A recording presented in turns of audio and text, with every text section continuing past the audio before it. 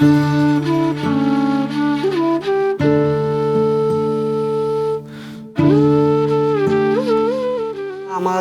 দাদারা দেখে গেছে বট গাছ, কত বছর এটা আমি বলতে পারবো না। বহুত আগের, এটা পুরোনা, হয়তো 200-250 বছর, আনুমানিক 200 বছরের নিচে না।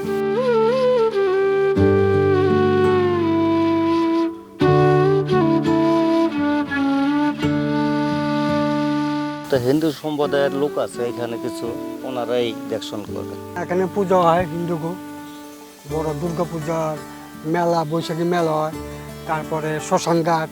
না, এই ধরনের আমি হয়তো শুনি না যে ভূত পেট নিয়ে আছে কিনা, কিন্তু মানুষের মুখে শুনি আর কি যে এই জায়গায় কিছু থাকে।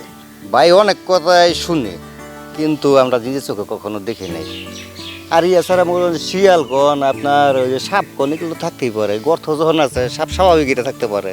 শিয়ালও রায় দইলে আসে, এমনি তার সবসময় থাকে না। ছায়াটা খুব মজার একটা ছায়া, বট গাছের বট তুলের নিচে।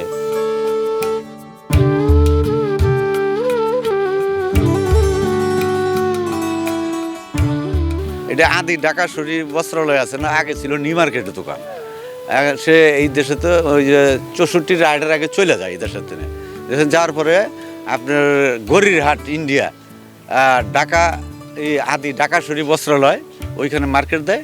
এই বট গাছটা হইলো ওনার মনোগ্রাম আছে, প্যাকেট দেয় মাল, কাপড় চোপড় কিনলে উনি এটা বাউন্ডারি করে দিছে আগে। এই তো অবস্থা আমি জানি।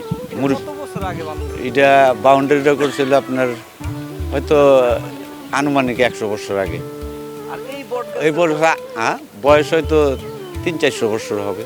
না যায়, হিন্দুরা হলো পূজা করে, হিন্দুরা হলো বছরে পহেলা বৈশাখে পূজা করে। আর এমনি যারা মান্তি জন্তি করে হিন্দুরা, এটা হলো বাজার আড্ডা কি ভাই, বাজার আড্ডা হয় নাই, আমি নিজের চোখে দেখি নাই। তারপরে হয়তো বাইরের মানুষ আইলে নিরিবিলি পাইলে, এই যে একটা ভাঙা ঘর আছে, এই ঘরের মধ্যে হয়তো বা নোংরামি করতে পারে, যার কারণে তালাতে রাখছে।